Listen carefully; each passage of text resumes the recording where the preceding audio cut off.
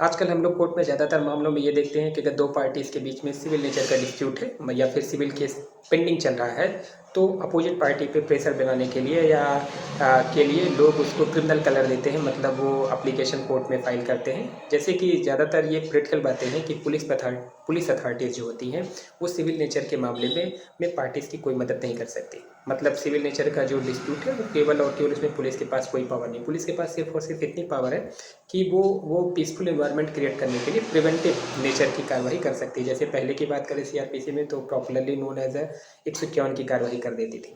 लेकिन सेंस ऐसा है कि सिविल नेचर का केस एक्चुअली वो काफ़ी लंबा चलता है, काफ़ी बड़ा प्रोसेस होता है। पुलिस तभी मदद कर सकती है या फिर कोर्ट ने स्टे ऑर्डर पास किया, कोर्ट के ऑर्डर के कंप्लायंस में पुलिस क्या कर सकती है, तब सिविल नेचर के मामले में पुलिस का इंटरफेरेंस हो सकता है। तो सिविल नेचर बड़ा लंबा तक चलता है, इसलिए लोग अपोजिट पार्टी के ऊपर एक प्रेशर बनाने के लिए उसको एक क्रिमिनल कलर देना चाहते हैं। तो ज़्यादातर पुलिस थाने पे अगर एप्लीकेशन देते हैं तो थाने वाले उसकी सुनवाई नहीं करते, उनके सुपरिटेंडेंट ऑफिसर को भी देते हैं तो भी कार्रवाई नहीं होती। तो वो घूम टहल के कोर्ट में आते हैं और कोर्ट में वो पहले की बात करें तो 156(3) की एप्लीकेशन डालते हैं। आजकल के समय में वो 173 सब प्लस 4 में वो एप्लीकेशन कोर्ट में फाइल किया जा रहा है। तो वो लेकिन कोर्ट भी इन सारी चीज़ों को क्रिमिनल सिविल नेचर के बीच के डिस्प्यूट है और उसको क्रिमिनल कलर अगर कोई पार्टी देना चाह रहा है, चाहे 156(3) के माध्यम से या फिर के माध्यम से पहले की बात करें या फिर 173(4) के माध्यम से देना चाहे, तो डेफिनेटली कोर्ट भी उसके लिए अवेयर है।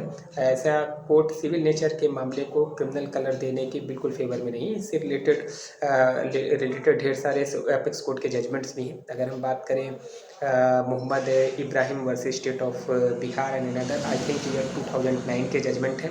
इसमें ऑनरेबल अपेक्स कोर्ट ने यही बातें कही थी कि दंड न्यायालय को यह सुनिश्चित करना चाहिए कि उनके समक्ष कार्रवाइयों का प्रयोग शत्रुता का बदला लेने के लिए या सिविल विवादों का निपटारा हेतु पक्षकारों में दबाव डालने के लिए नहीं किया जा सकता। तो बहुत अच्छे जजमेंट है Mohammad Ibrahim and versus state of Bihar and another 2009 की।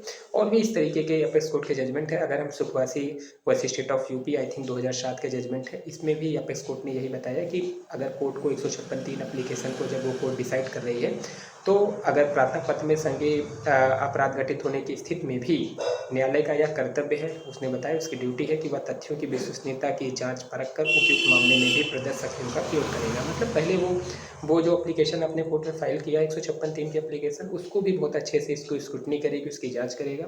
अगर प्राइमी फेसाई कॉग्निजेबल ऑफेंस बनना भी होगा, फिर भी बहुत सावधानी से उसके तथ्यों की विश्वसनीयता को जांच करने के बाद ही आदेश पारित करेगा।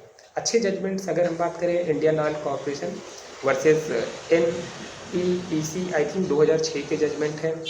इसमें यही चीज़ बताया गया है कि लोगों में अपने विवादों को निपटाने के लिए दंडित न्यायालय में वाद प्रस्तुत करने की आम प्रवृत्ति हो गई। नाउ डेज कोर्ट ने इस चीज़ को ऑब्जर्व किया कि आजकल लोग सिविल नेचर के डिस्प्यूट को क्रिमिनल कलर देने के लिए कोर्ट में ज़्यादातर मामले में आ रहे हैं। इसलिए उन्होंने ये चीज़ें बताया कि इसलिए जो कोर्ट होती है वो आपराधिक कार्रवाई को करने से पहले समस्त तथ्य पर विचार करना चाहिए। तो उन्होंने इस चीज़ को भी अपेक्स कोर्ट ने इस चीज़ को बताया है। Indian oil corporation versus NEPC, I think 2006 के जजमेंट में इस चीज़ को मेंशन किया है।